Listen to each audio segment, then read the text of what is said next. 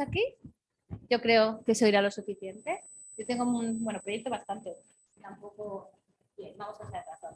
Bueno, pues como os decía, vamos a ver el porqué de la actividad física. Todos sabemos, bueno, lo llevamos viviendo toda la vida, de lo saludable que es hacer ejercicio físico. Ejercicio físico regular. Bueno, ¿razón? Sí, sí, perdonad, es que va muy despacio.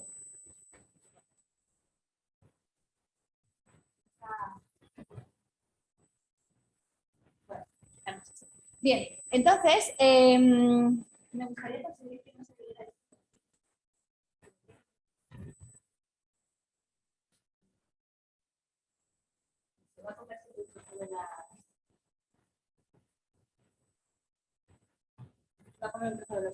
Bueno, no enredemos más. Bien, como os decía, sabemos que la actividad física regular nos protege de muchas enfermedades. Entre ellas está claro que una es la obesidad y todas las patologías asociadas, como la diabetes tipo 2, también de la diabetes tipo 1, que tiene otro tipo de etiología, y de todo tipo de enfermedades relacionadas con la enfermedad cardiovascular, como las dislipidemias, la hipertensión, etcétera. Así también como la de la pérdida de hueso nos protege, la osteoporosis, y también protege frente al desarrollo de enfermedades psiquiátricas, todo tipo de enfermedades neurológicas y un largo etcétera. Podríamos decir que se protege frente a cualquier tipo de enfermedad la actividad física regular. Si consigo pasar el diapositiva. Bueno, sí, más o menos. Bien. ¿Y por qué hace esto? Porque con la actividad física regular lo que conseguimos es mejorar toda una serie de funciones fisiológicas. Conseguimos mejorar el estado de inflamación, ¿no? Reducir los niveles de inflamación, que a largo plazo un estado basal de inflamación es muy perjudicial, entonces tiene un efecto antiinflamatorio.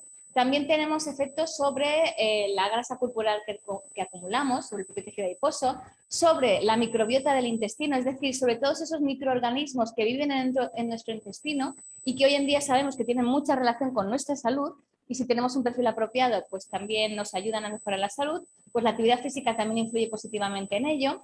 También con la activación de determinados ejes de regulación hormonal y bueno, con la función neuromuscular y la conexión del sistema nervioso con los propios músculos, y por supuesto mejora la función cognitiva, es decir, hace que nuestro cerebro y nuestro intelecto funcionen mejor.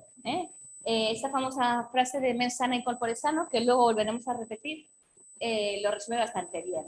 Entonces, hay una serie de tejidos en el cuerpo y de órganos que son muy importantes en esta relación entre la actividad física y la salud, aunque podríamos decir que todos se ven influenciados.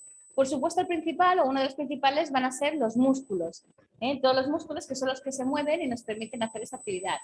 Pero también es muy importante el hueso, y le dedicaremos un apartado, el cerebro, ¿no? Que es el que en el fondo es el que nos hace realizar esa actividad física, el tejido adiposo, que es el que reserva la grasa y gran parte del combustible para movernos lo tenemos reservado ahí, y también el intestino, en gran medida, pues por esta relación con la microbiota que os comentaba. Y bueno, diríamos que todos los tejidos. Si empezamos por el músculo sabemos que tiene unas funciones claves, entre ellas, pues ayudarnos a mantener la postura y a movernos. También, precisamente por eso, gasta mucha energía. Para los bioquímicos, lo que es la energía metabólica la medimos en forma de ATP, ¿no? Es como las monedas energéticas. ¿Cuántos ATPs gastamos? Bueno, el caso es que para movernos gastamos bastante ATP, gastamos mucha energía. Y así en la cultura general, hay el pensamiento, ¿no?, de que si hacemos mucha actividad física, como consumimos mucha energía, la quemamos, eso nos ayuda a mantener un peso saludable. Esto es verdad, pero es una idea relativamente simple. La actividad física, sus efectos positivos van muchísimo más allá que el simple consumo de energía, que también es importante. Muy bien. Y una perspectiva del músculo esquelético, ¿no?, los músculos que nos permiten movernos, que es lo que llamamos el músculo esquelético, es que desde hace ya una serie de años se ha reconocido como un gran órgano endocrino, o sea, que secreta hormonas o moléculas de señalización, es decir, que se pone a secretar una serie de moléculas que le envían señales a todos los otros tejidos del cuerpo, al cerebro, al hueso, al tejido adiposo, que es donde guardamos la grasita, esta que queremos quitar cuando estamos cogiendo peso. Entonces, es un gran órgano endocrino, y además es grande literalmente porque, bueno, después de la piel sería el órgano más grande del cuerpo si cogemos todos los músculos juntos. Y las moléculas que envía, ¿no? Que él se pone a secretar y envía a otros tejidos, se llaman mioquinas, porque, bueno, mio significa que viene del músculo. Lo que nos interesan son las que se secretan por la contracción muscular, es decir, si contraemos el músculo hay una serie de moléculas que se van a secretar más, o si tenemos un músculo que está entrenado, también se van a secretar más. Y esto es lo que nos interesa porque hay una relación directa con la salud. Un poquito de bioquímica. Para algunos de aquí esto lo tenéis muy visto, otros no tanto, pero no voy a entrar en los detalles. Pero cuando el músculo se contrae, llega un impulso nervioso que le dice que tiene que contraerse, hay una estructura que se llama el sarcómero, que es lo que tenemos aquí dibujado, y que lo que hace es que hay como unas fibras que se introducen como unas entre otras. Se acorta el sarcómero en la contracción. Y no es esto lo que me interesa explicaros, sino que para hacer todo eso resulta que necesitamos muchas de estas monedas energéticas que yo he dicho, el ATP. Necesitamos gastar mucho, tanto para contraerlo como para luego regular toda una serie de acciones, porque en la contracción muscular interviene el ion calcio y el calcio, una vez que lo hemos utilizado en la contracción, hay que recuperarlo rápidamente, que se suele meter en determinados compartimentos de la célula, pero para hacer eso también gastamos ATP. O sea, gastamos ATP para contraer el músculo y gastamos ATP para volver todo en su lugar para poder volverse a contraer. Entonces, es lo que os decía, cuando movemos los músculos gastamos mucha energía. Bueno, eso es una cosa importante. Hay toda una serie de mediadores moleculares, ¿no? Porque, bueno, los biólogos moleculares nos gustan mucho estas cosas, que no voy a explicar en esta conferencia, que están aquí citados y que son importantes para entender cómo se regula la energía y el gasto de energía y el desarrollo del músculo. Pero yo me quería centrar en lo que he dicho antes, en las mioquinas, estas moléculas que son señales que el músculo envía. Y aquí tenemos varias, yo os voy a hablar de algunas, porque en realidad hay muchas. Tenemos, por ejemplo, las interleuquinas 6 y 15, o la irisina, o el FGF21, o la mionectina, o el BDNF. Hablaremos un poquito de alguno de ellos y veremos más claro qué son, ¿no? Antes de eso, hay que hablar que los músculos tienen una gran capacidad de adaptarse. Si yo estoy desentrenado y en plan sedentario, pues mis músculos no van a estar en sus mejores condiciones. Pero si me pongo a hacer un ejercicio organizado y regular, con el tiempo, el músculo no solo crece, sino que se adapta a esa mayor demanda de movimiento. Y eso es fundamental. Entonces es un tejido o un órgano que tiene una gran capacidad de adaptación. Entonces, se adapta tanto a las condiciones del ejercicio como al ejercicio regular. Esto también yo diría que ya es bastante popular, sobre todo en la gente que practica deporte o que va a correr, etcétera, que podemos utilizar lo que llamamos vías anaeróbicas o vías aeróbicas, de hecho utilizamos ambas, cuando nos movemos y sobre todo cuando hacemos un ejercicio de una cierta intensidad. Entonces, las que llamamos anaeróbicas son vías en que no se requiere un aporte de oxígeno y son determinadas vías metabólicas que me permiten conseguir ATP rápidamente para la actividad física. Para actividades físicas intensas de corta duración, esto va muy bien, las vías anaeróbicas. Y os decía, me permite conseguir ATP, porque como la contracción muscular gasta tanto ATP, yo tengo que ir reponiendo ATP si me quiero seguir moviendo. Por ejemplo, los corredores de los 100 metros lisos, ¿no? Que nos gusta de la carrera, que dura tan pocos segundos, tienen una serie de músculos, sobre todo las piernas, que están muy acostumbrados a utilizar de forma muy eficiente las vías anaeróbicas y muy rápido, porque lo necesitan. Pero si os fijáis, sus músculos, los que tienen desarrollados, no son los mismos que los que tiene desarrollados un corredor de maratón. Los corredores de maratón tienen un cuerpo muy diferente, porque digamos que han desarrollado más otros músculos que les permiten utilizar más vías aeróbicas. Aunque todos los músculos, todos, las utilizan ambas, porque todos los músculos tienen una mezcla de lo que llamamos fibras musculares, que digamos que son las células que forman los músculos, que se fusionan. Y las hay que son más anaeróbicas y más aeróbicas, pero en realidad todas pueden hacer de todo, lo que a lo mejor están más derivadas a una cosa que a otra. Pero el caso es que, por ejemplo, para correr una maratón necesitamos utilizar o tener muy desarrollada la capacidad aeróbica, porque necesitamos un aporte continuo de oxígeno que me permite obtener ATP, por lo que llamamos la fosforilación oxidativa, los bioquímicos, en las mitocondrias, me permite obtener ATP un poco más despacio, pero digamos que me permite una obtención de ATP que dura bastante tiempo y me permite ir dosificándolo. Entonces, si yo estoy haciendo un ejercicio que es prolongado, pero a un nivel submáximo, no al tope del que puedo llegar, Entonces, van a predominar a lo largo de ese tiempo las vías aeróbicas. Y también, según cómo me entrene, pues voy a fomentar que las fibras musculares, que tenemos que hablar un poquito de ellas, pues se adapten a ello. Bien, entonces, como os decía, el músculo tiene una gran capacidad de adaptación y con el entrenamiento precisamente lo que hacemos es eso. Y hacemos cambios estructurales en los músculos cuando hacemos ejercicio de forma regular. Fijaros que repito mucho la palabra regular porque es muy importante. Entonces, hay una serie de cambios moleculares que tampoco no lo voy a explicar, pero que hace que también el tipo de fibras musculares, su abundancia, pues vaya cambiando. Como os decía, los corredores de maratón, aparte de que tienen una estructura corporal diferente, pues tienen mayor proporción de fibras musculares que le permiten un metabolismo más aeróbico, diferente de los corredores de los 100 metros, por ejemplo. También ahí las hormonas afectan mucho.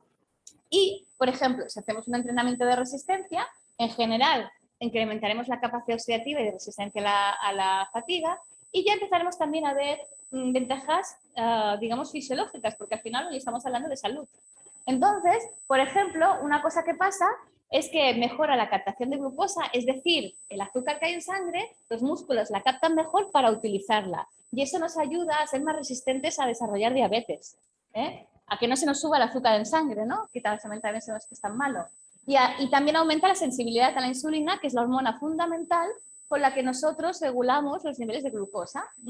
Entonces, por ejemplo, para combatir enfermedades tan importantes como la diabetes de tipo 2, también muy asociada a la obesidad, es fundamental. El ejercicio de resistencia iría bastante bien, aunque el ejercicio de fuerza también es importante. En el fondo, una combinación de los dos sería lo ideal. Y como os decía, tenemos las fibras musculares. Los músculos son complejos a nivel celular. Tienen distintos tipos de... Estoy intentando pasar... Ahora, vale. Aquí hay mucha letra, pero no voy a explicar todo. Pero digamos que en humanos podemos diferenciar 3 tipos de fibras musculares, ¿no? Las de tipo 1, las 2A y las 2B. Las 2X las dejamos aparte porque se han descrito sobre todo en roedores. Pero digamos que hay algunas que te permiten una contracción más rápida y normalmente esas son más, utilizan un metabolismo más anaeróbico y hay otras que te permiten una contracción más lenta y suelen utilizar un metabolismo más aeróbico. Entonces, como os decía, según el entrenamiento, en los músculos podemos hacer que se incrementen más las fibras de un tipo o de otro, aunque en todos tenemos todo este tipo de fibras. Entonces, esta es otra de las formas en que el músculo se adapta al entrenamiento, pues modificando sus fibras musculares y según el tipo de ejercicio que hagamos, pues las modificaremos, aunque en general todos los ejercicios son buenos. Bien, pero eso lo he pasado rápido porque en realidad yo os quería hablar del músculo como órgano pues endocrino, como órgano que se pone a secretar moléculas que van a tener efectos muy buenos para nuestra salud y que no dependen solo del momento en que nos estamos moviendo, sino que dependen o que pueden actuar o dejar sus efectos pues, durante todo el tiempo. Entonces, estas moléculas que llamamos mioquinas están asociadas a músculos, o sea, a la contracción muscular. Cuanto más utilizo los músculos, más voy a producir de estas mioquinas. Y hay muchas muy interesantes. Fijaros, aquí tenéis unas cuantas. No hace falta que las citemos todas porque luego os voy a hablar un poquito de algunas de las más importantes. Pero digamos que con todas estas moléculas que el músculo secreta, las secreta la sangre, se comunica con otros tejidos y, por ejemplo, cosas importantes que pasan. Puede regular la función del páncreas, que sabéis que es tan importante para preservar pues, la función de control de la glucosa en sangre y, por lo tanto, evitar el desarrollo de diabetes con la edad. Entonces es súper importante porque, por ejemplo, regula la secreción de insulina. O sea que si el músculo está bien y funciona bien, emite señales que me ayudan a regular la función del páncreas. También regula las funciones del hígado, que me puede ayudar pues, a regular pues, la síntesis de determinados combustibles que va a necesitar el músculo. También regula al tejido adiposo. Una cosa muy importante que hace, al enviarle determinadas señales, hace que aumente lo que llamamos la lipólisis, que lo que hace es que rompe la grasa que tenemos en el tejido adiposo y nos la envía en forma de ácidos grasos al músculo para que el músculo los pueda quemar y producir ATP. Entonces, es una forma de vaciar esas reservas de energía que tenemos, pues el músculo me ayuda a vaciarlas porque necesita esa energía. Y también favorece otra cosa que esto ya es un poco menos conocido por el público en general, que es lo que llamamos el browning. Pero antes de hablar del Browning, hablaremos de la termogénesis. Existe un tejido adiposo especial, un tipo de grasa, que antiguamente le llaman la grasa parda, porque tiene un color marronoso, que son células de grasa, pero muy especiales. Están especializadas no en guardar energía, sino en quemarla. ¿Y para qué? Para producir calor, porque nos ayudan a preservarnos del frío, pero también nos ayudan a quemar energía, porque la disipan en forma de calor. Y tenemos determinados depósitos en nuestro cuerpo que tienen ese tipo de células tan especiales. En humanos adultos, hoy en día sabemos que, por ejemplo, alrededor de las vértebras del cuello y en determinadas zonas, tenemos de esa grasa parda, de esa grasa marrón. Pero hay otra cosa también muy interesante. Esta grasa está compuesta por unos adipocitos especiales que llamamos adipocitos marrones y que están especializados en quemar energía. Pues resulta que también se descubrió que dentro de la grasa normalilla, la grasa blanca, que en nuestro caso es más bien amarillita, si miramos la grasa humana, vamos, la que forma todos nuestros michelines y toda la grasa que tenemos dentro del cuerpo, ¿no? En esa también hay unas células infiltradas que si se les da los estímulos adecuados se convierten en adipocitos marrones parecidos a los otros, también especializados en quemar energía. Y eso sobre todo pasa en la grasa subcutánea, la que está más debajo de la piel, que normalmente es la que más se ve en los michelines, pero es especial. Entonces, resulta que tengo unas células de grasa que en realidad están especializadas en quemar energía. O sea que si yo las estimulo, que esa es una de las grandes líneas de investigación desde hace años, puedo conseguir estar más delgado porque me ayudan a disipar energía, la quemo. Entonces, cuanto más las estimules, mejor. Entonces, volvemos al músculo. ¿Qué hace el músculo? Le envía señales que potencian la termogénesis en los adipocitos marrones del tejido adiposo marrón, ese tan súper especializado, por lo tanto nos ayuda, ¿no?, a quemar energía, pero también estimula el browning o marronización del tejido adiposo blanco. Es decir, en toda esa grasa blanca que tenemos, estimulamos a esos adipocitos para que algunos de ellos, para que se conviertan en marrones y quemen más energía. Es un gran potencial. Entonces, ahí tenemos otro de los efectos beneficiosos de la actividad física, que el músculo secreta una serie de moléculas que están regulando incluso a la grasa para que se queme más. ¿Por qué? Porque el músculo necesita energía y también para el movimiento tenemos que ser capaces de generar calor. Bien, entonces, os he dado como la pequeña introducción a las mioquinas, y en general, pues hay bastantes mioquinas, nos ayudan a entender por qué la actividad física realmente nos está previniendo de enfermedades graves, entre ellas la obesidad, pero no solo la obesidad. Entonces, por ejemplo, todas estas mioquinas tienen efectos beneficiosos como permitir que los músculos crezcan. Importante, hoy en día nos fijamos no solo en el peso de las personas, sino en su composición corporal. Que tengan una buena masa muscular y no tanta grasa.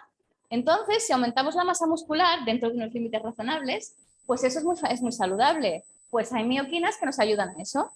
También nos ayuda a que se oxiden los combustibles que hay en el tejido adiposo, nos ayudan a disminuir la grasa, en parte porque activa la termogénesis, que yo os decía.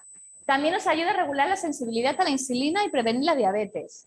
Nos ayuda a la osteogénesis, a construir hueso y a mantenerlo en unos buenos niveles a lo largo de la vida, porque lo que queremos también es un envejecimiento saludable y para eso la actividad física nos ayuda muchísimo. Cuanto antes empecemos a hacerla, mejor, pero nunca es tarde. Si yo llevo toda mi vida siendo sedentario y ahora decido empezar a hacer ejercicio de forma regular, bienvenido sea porque va a ser bueno. También tiene efectos antiinflamatorios. En muchas enfermedades de estas crónicas, enfermedad cardiovascular, obesidad también, en muchas hay una parte inflamatoria muy importante. Hay una activación del sistema inmune que no es saludable. Pues el ejercicio nos ayuda a reducirla. Otro efecto bueno. También nos ayuda a defendernos frente a tumores, que está también relacionado con lo anterior, pero con más cosas. La función del páncreas, que ya lo he dicho. Y, por supuesto, nos ayuda con la marronización. Luego explicaremos una de las principales mioquinas que nos ayuda en esa marronización, que recordad es que yo consigo que se desarrollen más adipocitos marrones que me van a ayudar a quemar energía, a quemar el exceso de energía. Entonces, todo esto se asocia con un descenso de las enfermedades crónicas y también de la mortalidad. Bien, entonces el prototipo de mioquina, porque es la primera de la que se empezó a hablar como tal, y no os penséis que hace tanto tiempo, es la interleuquina 6. La interleuquina 6 se conoció hace mucho tiempo como una molécula que producían las células del sistema inmune. Y se decía, uy, eso es una citoquina proinflamatoria, produce inflamación. Y a veces tenemos tendencia a poner a las moléculas la etiqueta de bueno y malo cuando es un error muy grave. Las moléculas no son buenas ni malas, o podríamos decir que todas son buenas porque tienen funciones, ¿no? Entonces, resulta que en el sistema inmune es verdad que la interleuquina 6 tiene funciones proinflamatorias, pero luego se descubrió que el músculo la producía en grandes cantidades en respuesta a la contracción. De hecho, ¿no? Después del ejercicio puede subir hasta 100 veces sus niveles basales en sangre. Entonces, bueno, ¿cómo puede ser que el músculo en movimiento esté produciendo esta citoquina, ¿no? Y bueno, tiene una biología muy complicada que yo aquí no voy a explicar, porque eso daría para una clase muy intensa de biología molecular, que no es necesario, pero sí que es cierto que la interleuquina 6, en esa biología tan compleja que tiene, no es lo mismo si se produce en el entorno de una enfermedad inflamatoria que si se produce porque el músculo está haciendo ejercicio o porque nosotros estamos haciendo ejercicios y el músculo se contrae. En esas condiciones, digamos que con otras señales que le acompañan, tiene efectos que no son proinflamatorios, sino todo lo contrario, es antiinflamatoria. Y además es capaz de activar determinadas vías, ¿no? O determinados procesos en otros tejidos. Entonces, si es el músculo el que está produciendo esta citoquina, le decimos que es una mioquina, porque la está produciendo el músculo, y además tiene efectos saludables. Uno de ellos es hacernos más sensibles a la insulina. Hacernos más sensibles a la insulina significa que respondemos mejor a la insulina y que regulamos mejor nuestra glucosa en sangre y que nos protegemos frente a la diabetes. ¿Vale? Y además puede actuar sobre el propio músculo mejorando su función, pero también sobre otros tejidos. Entonces, uno sobre los que actúa precisamente sobre el tejido adiposo, esa grasa que no queremos tener en exceso, el tejido adiposo es súper necesario y muy importante, pero no queremos tener demasiado. Pues interaccionan entre ellos para mantener unos niveles apropiados. Aquí lo que vemos es que cuando el músculo se está contrayendo, es de aquí, no es todo, pero sí que podemos decir que, por una parte, la interleuquina que se produce con ese músculo en movimiento hace que se quede más grasa en el músculo. Bueno, eso es uno. Y también que capta más glucosa para quemarla y obtener ATP y poder movernos. Entonces, me ayuda con todo, a regular la glucosa en sangre y a regular, digamos, los niveles de grasa que acumulo en el cuerpo porque estoy quemando grasa. Pero además la mandamos a otros sitios, fijaros, al páncreas, al hígado, a más sitios, aquí solo hay algunos, y al tejido adiposo, donde incrementa lo que llamamos la liposis. Me ayuda a vaciar el tejido adiposo de grasa. ¿Por qué? Porque hay que enviarle esa grasa al músculo para que la use de combustible. Bueno, pues fijaros todo lo positivo que hace esa interleuquina 6. Luego tenemos otra interleuquina, la 15. Esta es un poco menos conocida. También se conoció primero como una citoquina proinflamatoria, pero le pasa lo mismo que a la 6. Cuando la produce el músculo es otra historia, porque el entorno fisiológico que lo rodea también es diferente y eso influye mucho. Entonces, esta se relaciona bastante con realizar una actividad física regular, incluso con la actividad física relacionada con el ejercicio de fuerza, ¿vale? Porque no todo se trata de ir a correr o de movernos o hacer un ejercicio muy aeróbico. También una combinación de ejercicio aeróbico y ejercicio de fuerza, en las últimas recomendaciones que se han dado, pues se dice que si se puede se debe incluir. Entonces, esta, por ejemplo, cuando hay ejercicios de carga de fuerza, se incrementa también y también tiene efectos beneficiosos. Mejora la resistencia a la insulina, de nuevo, prevención de la diabetes. Nos ayuda a que crezca el músculo esquelético, a que pongamos más masa muscular, por lo tanto, nuestra composición corporal mejorará. Y también pues, nos ayuda a que no acumulemos tanta grasa, etcétera. Fijaros cuántos efectos beneficiosos. Y aquí, en esta imagen, nos enseña más cosas, porque tiene efectos sobre muchos tipos celulares, que no voy a explicar todos tampoco, porque como tengo que contar muchas cosas, pues no me enredo mucho en cada una. Pero hay una cosa curiosa, mira que aquí también tiene un efecto sobre los queratinocitos. Parece que tiene algún efecto positivo sobre la piel. O sea que si encima me ayuda a estar más guapo, estupendo, ¿no? Porque también puede llegar, pues eso, a tejidos o órganos como la piel. Otra mioquina interesante, el FGF21. FGF21 es de las siglas en inglés de factor de crecimiento fibroblástico. A veces los biólogos moleculares les ponemos unos nombres a las moléculas que son muy enrevesados. Dejémoslo en FGF21 y ya está. El caso es que este se produce por muchos tejidos. Lo produce el hígado. Cuando lo produce el hígado decimos que es una hepatoquina. Cuando lo produce el tejido adiposo decimos que es una adipoquina. Y cuando lo produce el músculo decimos que es una mioquina. Es la misma molécula o la misma proteína que digamos, el FGF21. Pero nos gusta aquí llamarlo de muchas maneras. Entonces, como mioquina, cuando se produce en el músculo, sobre músculos, sobre todo músculos entrenados y que se mueven, pues fijaros que se comunica no solo con el músculo esquelético, sino con el tejido adiposo y por el corazón, y también tiene efectos positivos. Favorecer la termogénesis y la quema de energía, mejorar la resistencia eléctrica y tiene efectos que llamamos de protección cardíaca. Estupendo. Otra que sabemos que es interesante. Aquí no se ve, espera que mueva esto un poco para que lo veáis, la mionectina es otra más nueva, mucho menos conocida, aún no es tan conocida como las anteriores, pero la idea general es que es otra bioquina que también regula, por ejemplo, funciones del hígado y del tejido adiposo. Fijaros qué importante, porque además el hígado es un órgano central, es como una factoría donde hacemos muchas cosas súper importantes para el metabolismo. Y si tenemos moléculas que nos ayuden a que funcione mejor y las está produciendo el músculo, un músculo que se mueve regularmente, pues tendremos otro efecto beneficioso. ¿Qué más? La irisina. La irisina, el nombre viene de una diosa griega, Iris, ¿no? Y se descubrió pues años después que la interleuquina 6 producida por el músculo, etcétera. Y es muy interesante porque cuando se descubrió, se vio que también se relacionaba con el ejercicio, o sea, es otra mioquina que se produce en respuesta al ejercicio, y que tenía un efecto muy específico y muy potente, o relativamente potente, produciendo marronización, lo que os contaba antes, en el tejido adiposo blanco, en la grasa, ¿no? Que le llamamos la grasa. La grasa en realidad está compuesta de muchas células que son importantes. Pues hay por ahí unas pequeñas células que si le doy el estímulo necesario se pueden desarrollar en forma de linfocitos marrones especializados en quemar energía.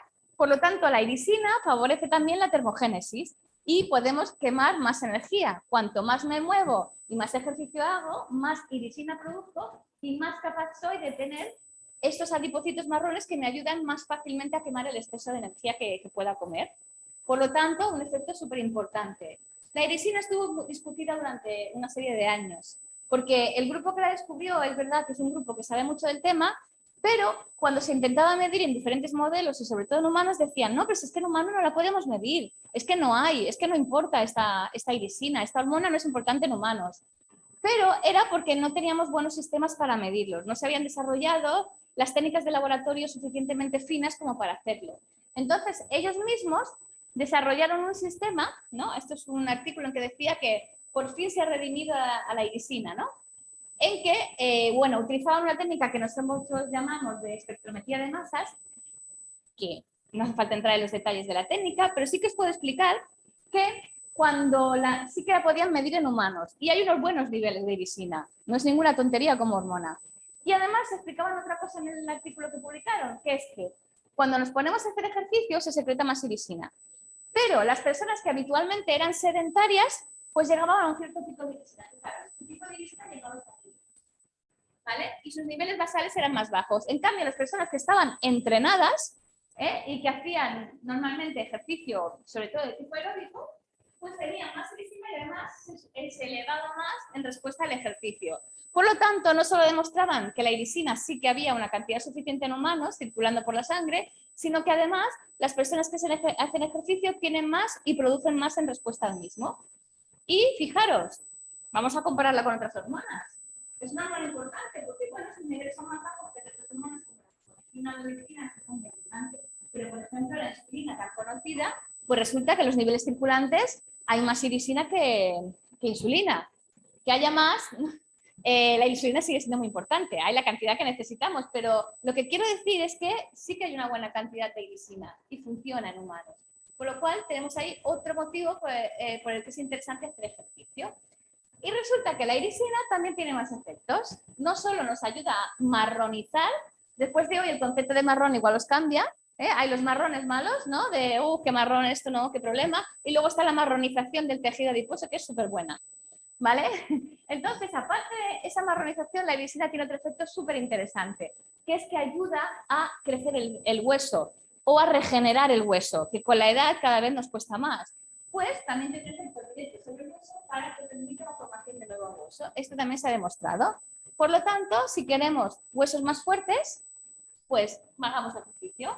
Hay más mecanismos mediante los cuales la actividad física refuerza el hueso. A mí no me da tiempo de explicarlos todos, pero uno de ellos es la irisina. ¿Qué más?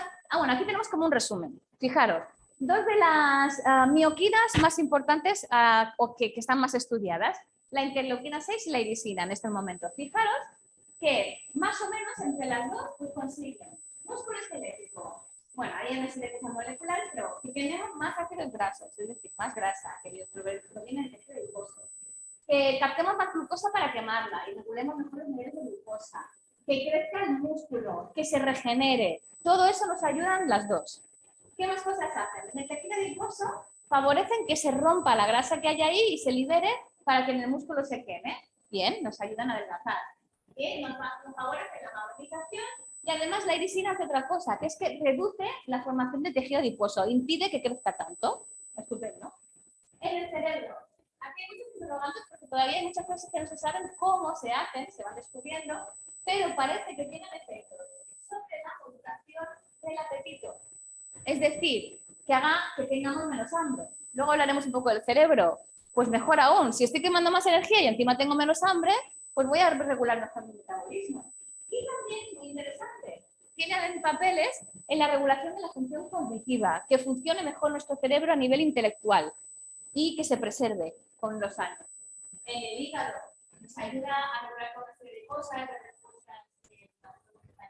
pero también a tener más tolerancia a la glucosa, etcétera. Que el hígado, bueno, es muy complejo, no traeré mucho en él, pero también hace que funcione mejor. Crecimiento del hueso, que esto es básicamente la irisina.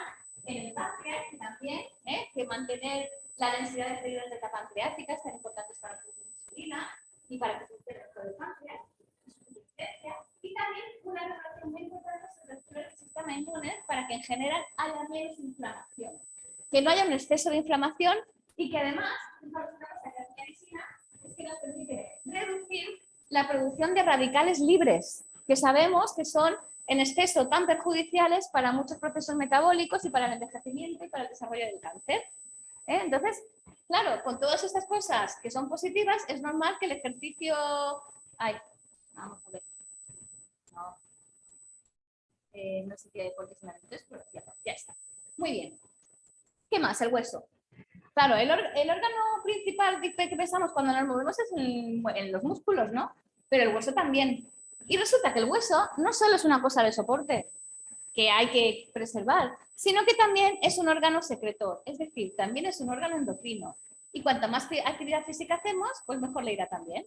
Entonces el hueso tiene una serie de funciones principales.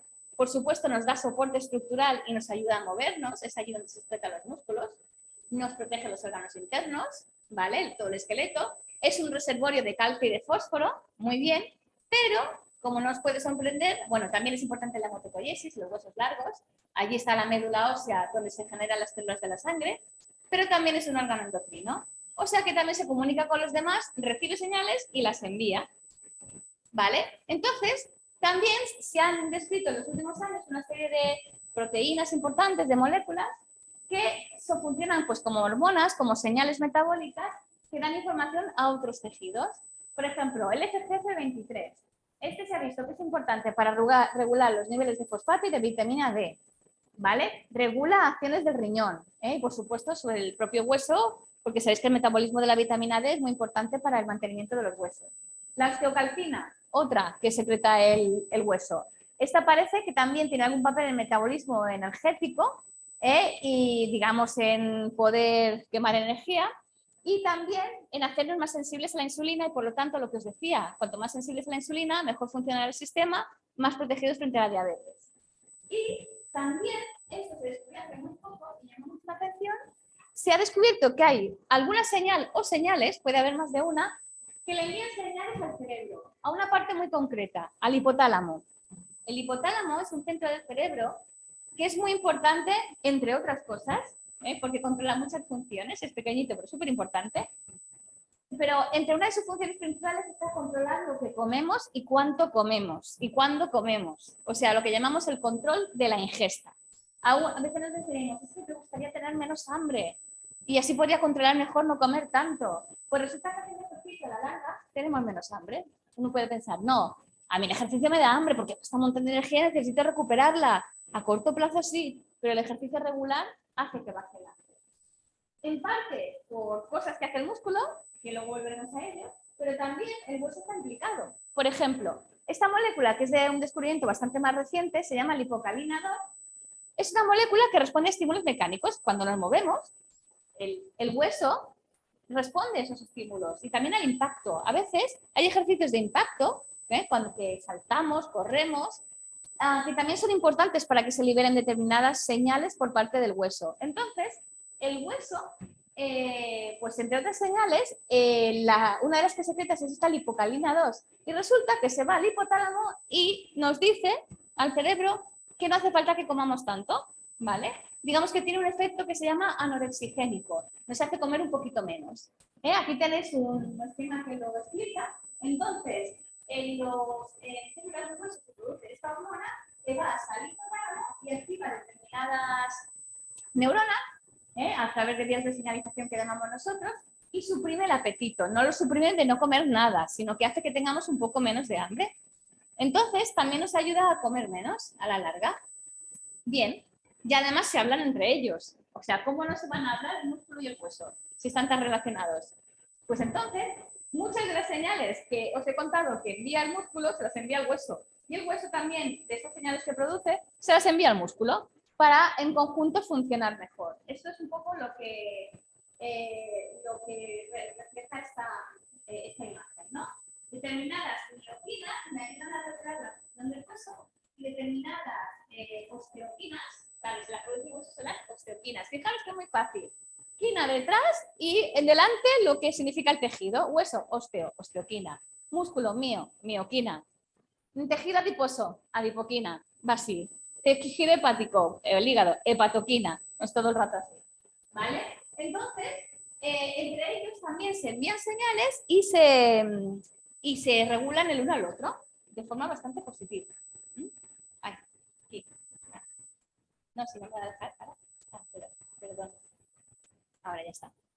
Y como os decía, el moverse y hacer ejercicio también es muy bueno para la función cognitiva, ¿vale? Ya le dijo el poeta Juvenal, que era un poeta romano, más o menos del siglo II a.C., esa frase tan famosa que todo el mundo dice, mens sana in corpore sano, ¿no? Mente sana en cuerpo sana. ¿Cuánta razón tenía? Lo sabemos, pero hoy en día sabemos cuáles son las causas subyacentes, ¿no? Celulares y moleculares que explican por qué es así. ¿Vale? Entonces, realmente hay muchos estudios estadísticos en que se ve que si hacemos una actividad física regular, mentalmente estamos mejor. O sea, procesamos mejor las cosas, nuestra inteligencia mejora. A lo largo del tiempo con el envejecimiento se mantiene mejor la inteligencia. También mejora el humor, o sea, los aspectos psicológicos de la mente también mejoran. Previene la depresión. O sea, el ejercicio ayuda en todo esto. Y si estás deprimido, hacer ejercicio también te va a ayudar. Entonces, y además en todas las fases de edad. Hay varias hipótesis por las que el ejercicio tiene ese efecto tan positivo sobre el propio cerebro, que no las voy a explicar todas porque no da tiempo, pero tiene que ver con la mejora del entorno cardiovascular, con que inmunológicamente estamos mejor, también con efectos de diversas hormonas, pero hay también una parte muy importante que es lo que llamamos la señalización neurotrófica, en la que el ejercicio tiene mucho que ver. Entonces, las neurotrofinas son determinadas moléculas señales también, ¿no? Que muchas se producen en el cerebro, pero también fuera del cerebro, que ayudan a crecer a las neuronas y a las células que acompañan a las neuronas y nos ayudan a mantenerlas bien. O sea, que tienen una función pues que ayuda a que crezcan, a que sobrevivan y a que también a que se sitúen correctamente y formen las estructuras que tocan. Entonces, una neurotrofina muy conocida es el BDNF, que viene de las siglas en inglés, Brain Derived Neurotrophic Factor, factor neurotrófico derivado del cerebro. Entonces me diréis, ¿pero esto lo produce el cerebro? Esto no es una mioquina. Sí, lo produce el cerebro y en respuesta al ejercicio lo produce el cerebro y en respuesta a otras cosas. Es muy importante en el cerebro, pero el músculo también lo produce y también se va al cerebro y hace efectos. Por lo tanto, cada molécula no son propias solo de un solo tejido. Entonces, es muy expresada en el cerebro y es muy importante que haya una buena expresión o una buena producción de esta neurotrofina para que la memoria y el aprendizaje funcionen bien. Pero hay muchas otras células que las sintetizan también y el músculo, las células musculares también sintetizan BDNF. Por lo tanto, también es una mioquina. Entonces, en el ejercicio tenemos una doble vertiente. Por una parte está que el ejercicio hace que el músculo produzca más BDNF, que tiene factores positivos sobre el cerebro, pero también hace que el propio cerebro produzca más BDNF y tenga efectos positivos sobre el cerebro. Entonces están los dos sitios. Y además sale una amiguita que os he presentado antes, que aquí no lo parece, pero lo es. La irisina. Os he dicho que la irisina se había descubierto hace pocos años, que la produce el músculo y nos ayuda a la marronización, entre otras cosas. Pues resulta que en el cerebro también se produce irisina. Aquí pone el 5. Aquí sí que no voy a decir las siglas porque es larguísimo. Pero es el precursor de la irisina, ¿vale? Entonces, esa irisina hace que el ejercicio estimula la producción de irisina en el cerebro y esta a su vez estimula la producción de BDNF. Aquí está mal escrito, se me a veces pasa. Además está publicado así, en una revista muy buena, pero a veces se les puede error, ¿no? Entonces, tenemos el ejercicio, el BDNF y una mayor supervivencia de las neuronas, de la plasticidad cerebral y, por lo tanto, una mejora en lo que es la función cognitiva, el aprendizaje, la memoria. Por lo tanto, sí que es mens sana y corpore sano, porque el ejercicio también tiene ese efecto directo y también lo tiene a través del músculo.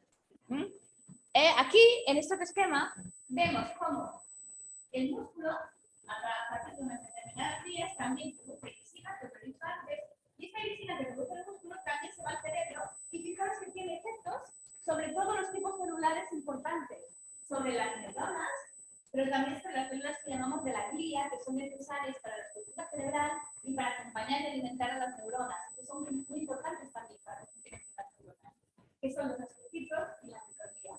Por lo tanto, tiene una influencia positiva sobre todas esas células, la irisina. Así que, y entre esa influencia importante está favorecer la función del BDNF, que está aquí, ¿vale? Pero favorece también que haya más producción de BDNF en el cerebro.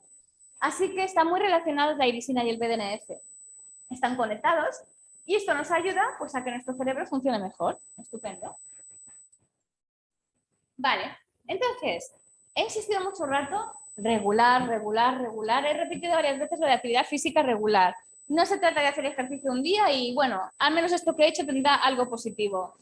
No, porque además igual te lesionas. No.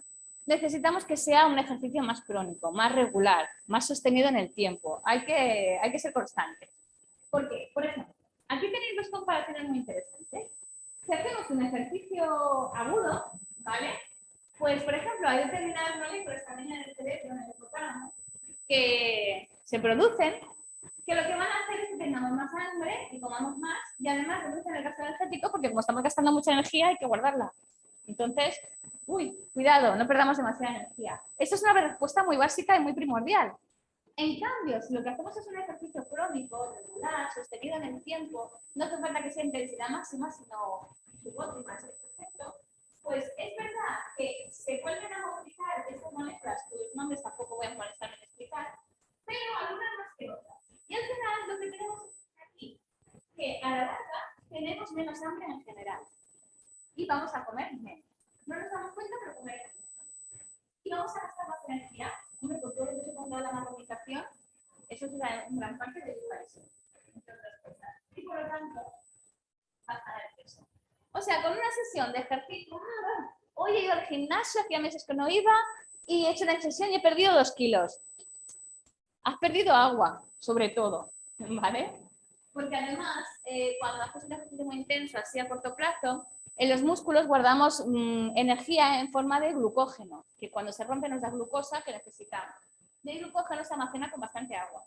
Entonces, cuando lo gastamos muy rápido, hay una pérdida importante de agua, aunque no nos demos cuenta. Y esta gente que dice que no has perdido no sé cuántos kilos, ojo, que igual has perdido sobre todo agua, el glucógeno, que luego se recupera rápidamente. Si tú lo que quieres es perder grasa y a largo plazo, nos tenemos que ir más a esta parte, ¿vale? Hay que ser constantes porque es lo que me va a permitir, y ya no solo perder, porque hay gente que no necesita perder nada de peso, pero sí poner masa muscular o preservar la masa muscular y la masa ósea. Todo esto me va a ayudar a que no coma tanto y a que pueda preservar todo eso. Y vamos a darle una vuelta de tuerca un poco más, que va más allá del ejercicio, pero a mí siempre me gusta contarlo. Esta leíamos en 2011, el de los ratones felices. Tiene que ver con el BDNF. A ver, resulta que hicieron un experimento en que tenían como 3 grupos de ratones. Uno eran ratones control, que vivían con otros compañeros en jaulas compartidas de unos 6 ratones que tenían lo necesario para hacer nidos, porque los ratones son animales muy sociales y necesitan además cositas con las que hacer sus nidos, entretenerse. Esto era la estabulación normal, ¿no? Vale. Luego tenían unas jaulas muy grandes con muchos más ratones por jaula y además tenían un montón de juguetes, laberintos, norias, como túneles, más cosas para hacer nidos. Entonces era como una especie, yo le digo, de feria de ratones, porque tenían muchos más amigos y además muchas más cosas para las que entretenerse. Y por supuesto hacían más ejercicio, porque tenían donde moverse y tenían ruedas y otras cosas. Y luego tenían otro grupo a los que les hacían nadar. Es decir, estaban también en jaulas normales de 6, no eran estas ferias de ratones que yo le llamo, pero sí que les hacían nadar y hacían que tuvieran una actividad física que se podía igualar a las de los ratones que estaban en las jaulas más grandes y que tenían tantos juguetes. Bueno, pues en el experimento vieron que los ratones que se conservaban más delgados y que eran más resistentes a la obesidad eran los ratones que vivían en aquellas jaulas tan grandes que tenían tantos juguetes. Y decías, no es solo por la actividad física, porque los que nadaban estaban bien, pero no estaban tan bien como esos, sino que tenía que ver porque los ratones que estaban en estas jaulas tan grandes y con más compañeros estaban en un entorno que les suponían muchos más retos intelectuales para ellos, ¿no? Que si laberintos, que si ruedas, que si túneles. Entonces, esto es lo que se llama un entorno enriquecido y además más interacción social. Y lo que vieron es que esos animalitos en el hipotálamo, otra vez el hipotálamo, producían más BDNF, otra vez el BDNF. Y digamos, que activaba los nervios para que hubiera más termogénesis en el tejido adiposo marrón, esa grasa parda especial, y más marronización. Por lo tanto, eran animales mucho más resistentes a la obesidad y también metabólicamente más sanos. O sea que además hay un factor más que podemos ligar a la actividad física, que es ese factor social, de reto, de entretenimiento. Claro, ahora estoy hablando de experimentar animales a humanos, ¿no? Habría que comprobarlo bien, pero tiene sentido, al menos. Bueno, bien, ¿qué pasa? Bueno, si nos pasamos la actividad física, igual no estamos bien, bueno, aparte de que podemos lesionarnos. Vosotros sabéis que hay deportistas de élite que cuando dejan su trabajo suelen tener problemas de salud importantes, porque se han forzado muchísimo. ¿Qué ocurre? Que cuando hacemos ejercicios extremos continuados, esto sí que tiene secuencias adversas. Sobrepasamos los efectos positivos. ¿Por qué? Porque puede interferir la función neuronal normal, se producen muchas especies de reacciones de oxígeno, es decir, muchos radicales libres y se producen muchas citoquinas proinflamatorias, esta vez por parte del sistema inmune. Cuando nos pasamos de la raya, ya tenemos un entorno muy inflamatorio, con muchos radicales libres, gastamos demasiado oxígeno, el cerebro es muy sensible a la falta de oxígeno y enseguida también lo que llamamos enzimas antioxidantes que nos provienen del proceso de los radicales libres se desgastan muy rápido. Entonces, al final, estamos sometiendo al cerebro y al cuerpo a un estrés oxidativo muy importante y además genera muchas hormonas del estrés. Por lo tanto, un exceso de ejercicio tampoco es bueno. Sí, un ejercicio regular, a unos niveles saludables, toda la vida tiene sus medidas del ejercicio. Muy bien. Vale. ¿Qué más? Vale, una cosa muy nueva. Esto, de hecho, yo a veces he dado charlas en distintos foros relacionado con esto, ¿no? Algunas diapositivas más antiguas, otras más modernas. Esto es súper nuevo, lo añadí ayer. Porque hace poco fui a un seminario en que, bueno, explicaban esto y me gustó mucho.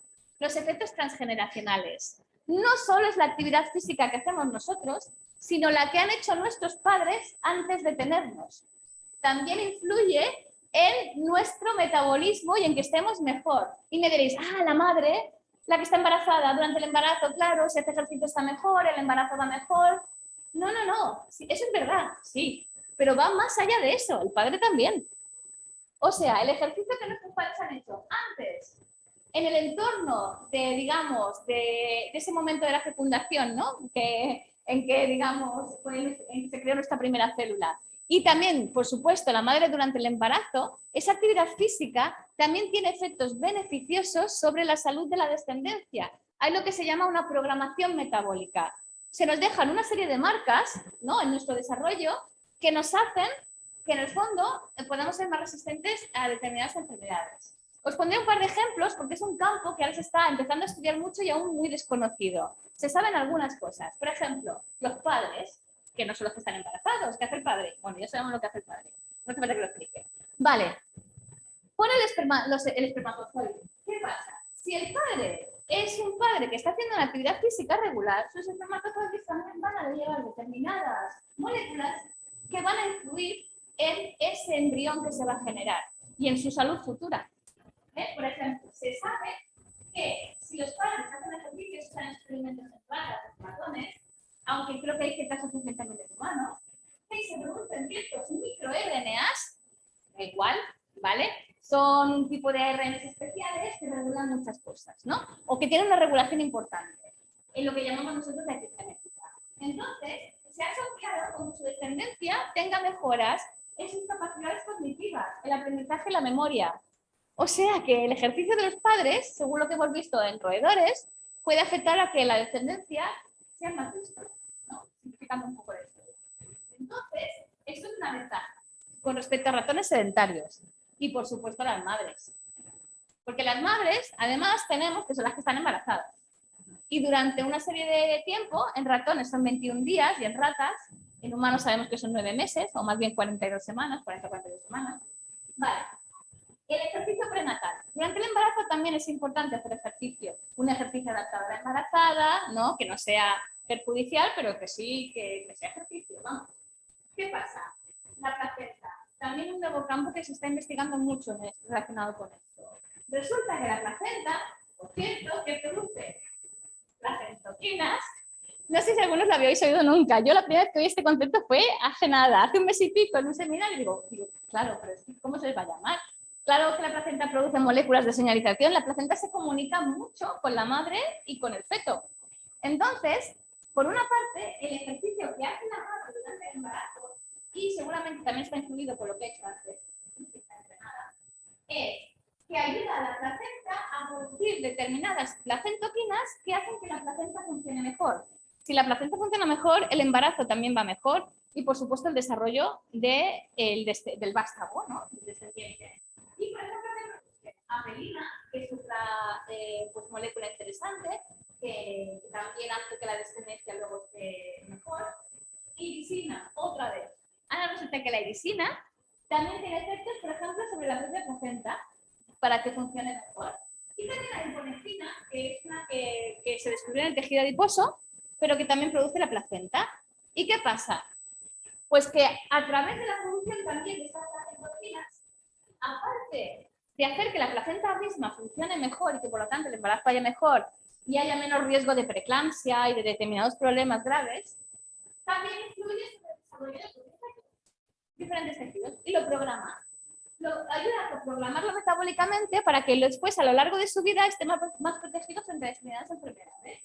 Por ejemplo, la apelina, que es una de las que produce la placenta, se ha visto que tiene efectos positivos sobre el músculo, tiene muy molecular, no lo explico, que ahora os cuento sus positivos, sobre el tejido adiposo marrón para que pueda hacer más termogénesis, o sea que ya durante el embarazo, si la mamá hace ejercicio, nos puede ayudar a programarnos para que seamos más capaces de quemar energía y de que nuestro músculo en el futuro también funcione mejor. Nos ayudará. También produce otras moléculas que ayudan, por ejemplo, a la función del hígado, al crecimiento del feto, y también la irisina ayuda al crecimiento fetal y a evitar los embarazos los partos prematuros. O sea que lo que hacen nuestros padres también influye. Claro, lo que hicieron nuestros padres ya no podemos hacer nada. Lo que hay sí que podemos hacer mucho, porque os he dicho antes que el ejercicio, que nunca es tarde. Eso desde luego. Pero si queremos tener hijos, o los que queráis tener hijos, yo ya he tenido, o sea, ya he terminado, pero pues que el ejercicio es bueno, si se puede, ¿no? A veces hay embarazos que son de riesgo, que suponen reposo y es lo que hay que hacer, o sea, tampoco nos vamos a volver locos, pero sí que es cierto que le estaremos haciendo un favor a nuestra descendencia. Y un nuevo concepto que ahora ya empezó a utilizarse. Claro, yo he hablado de mioquinas, placentoquinas, luego resulta que son la misma molécula. ¿El DNS qué es? Una molécula que produce el cerebro y el músculo. Si lo producen los dos, bueno, ¿qué más da? Pero hay un nuevo concepto también que es si esas moléculas que se producen en respuesta a la actividad física, al ejercicio, por ejemplo, el músculo o el glucoso o la placenta misma, si se producen en respuesta al ejercicio, les llamamos exerquinas. Otra palabra, pero bueno, con el quina adelante ya lo tenemos todo resuelto. Entonces, son muy interesantes en todos esos aspectos. Fijaros, solo moviéndonos de forma regular todo lo que conseguimos, ¿no? Que nuestro organismo responda de muchas maneras. Muy bien. Y por supuesto, la edad nos ayuda a tener un envejecimiento más saludable. Es inevitable que envejezcamos, que perdamos funciones, que tengamos problemas de salud, pero lo que queremos alargar al máximo es ese tiempo de vida en que estemos saludables, ¿no? Bueno, pues el ejercicio ayuda mucho. Y, por ejemplo, la interleuquina 6, lo voy a explicar de la figura, la interleuquina 6 está bastante relacionada con ese envejecimiento saludable, la interleuquina 6 producida por el músculo, por supuesto, y también con el metabolismo de la vitamina D, pero digamos que nos puede llevar a lo que llamamos un envejecimiento bueno y evitar un envejecimiento que sea pues todavía peor. Entonces, cuanto más nos movamos, también pensad que nos ayudará a preservar el hueso y la masa muscular, que es uno de los grandes problemas del envejecimiento, la pérdida de hueso y de masa muscular. Muy bien. Y el intestino, solo lo doy como anotación, porque además ya no estoy acabando, es, que ya me he pasado, como hemos empezado tarde, también, no lo explico mucho, pero el ejercicio físico influye en la composición de los microbios que viven en nuestro intestino, favoreciendo que crezcan los que son beneficiosos para nosotros y que no crezcan tanto los que son perjudiciales. Y una buena salud del intestino también se refleja en estar más delgados, en que el cerebro funcione mejor, en todo lo que os he contado, el intestino también tiene un papel. Y el ejercicio, precisamente, tiene un papel positivo a través de lo que llamamos la microbiota, que son todos esos microorganismos que viven ahí. Una cosa muy difícil de contestar, pero ¿cuánta actividad hay que hacer? Hay estudios, ¿no? Yo os he dicho que si se pueden combinar pues ejercicios aeróbicos y también ejercicios de fuerza es bueno, pero también es cierto que uno, si os he insistido tanto en el ejercicio regular, uno tiene que poder engancharse a algo que le guste y que le permita ir a clase, incluso el día que está cansado. Entonces, si a uno lo que le gusta es ir a correr, bueno, tiene que estar bien preparado, mejor que esté entrenado y tal, pues que corra. Si a uno lo que le gusta jugar al baloncesto, pues que juegue al baloncesto regularmente. Si a uno le gusta bailar, que baile. También depende de las edades, ¿no? Pero bueno, es verdad que puede haber programas de ejercicio mejor adaptados a una persona u otra. Y aquí también queda un campo de investigación muy grande, ¿vale? Entonces es una de esas cosas que tenemos que seguir estudiando, ¿no? ¿Qué tipos de ejercicio podemos combinar para que la mejora sea máxima? Y también de cara al futuro, pues hacer más ensayos clínicos con personas que hacen ejercicio. El potencial que tenemos las tecnologías sómicas, esto los que son de nutrigenómica, que lo saben, es que tenemos tecnologías que nos permiten medir como muchas moléculas a la vez y luego analizarlo en conjunto y ver qué sacamos de ahí. Entonces, aquí también pues, nos puede ayudar mucho. Y también intentar buscar cómo medir la actividad física de forma objetiva, porque no te puede decir que estoy haciendo actividad física y a lo mejor está haciendo mucha. ¿Y cómo se lo mido? Le hago una prueba de sangre. No tengo un marcador que me diga. Sí, tengo un marcador que me dice que el colesterol está alto, pero el ejercicio físico, bueno, pues os quería presentar ya casi para acabar un estudio que estamos realizando nosotros en nuestro grupo de investigación, donde lo lidera que es un grupo, es un proyecto europeo que acabamos de comenzar a trabajar en el que intervienen también, aparte de España, la República Checa, Francia y Holanda, en el que se llama Integractive. Y en este proyecto europeo lo que vamos a hacer es estudiar en niños, adolescentes y adultos jóvenes la actividad física, ¿no? Se mide y también se buscarán marcadores moleculares, biomarcadores de esa actividad física. Tenemos todo un diseño pensado para buscar a través de tecnologías que llamamos ómicas, que también es ellos, y bueno, cosas que hacemos nosotros en el laboratorio de biología molecular, para buscar marcadores de la actividad física y también contrastarlos con el beneficio que tiene esa actividad física regular. Y esto sobre todo está enfocado en niños, adolescentes y adultos jóvenes. Y bueno, lo acabamos de empezar, aún no podemos dar resultados. Y para acabar, pues los conceptos del músculo como órgano endocrino y las mioquinas, también del hueso como órgano endocrino y los demás, yo que todos los tejidos lo son. que la actividad física nos protege de muchas cosas, entre ellas protege la función cognitiva y también hace que tengamos un envejecimiento más saludable. También, que es importante la actividad física, lo empezamos a conocer de los progenitores, ¿no? Hay efectos que pasan a la generación siguiente, importante para nuestra microbiota intestinal, y que también hemos iniciado la búsqueda de biomarcadores de actividad física, que también es uno de los grandes retos que tenemos de cara a la investigación.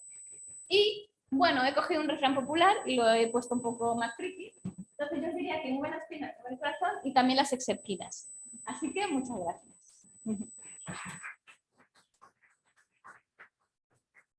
Vamos a ver si paramos de grabar.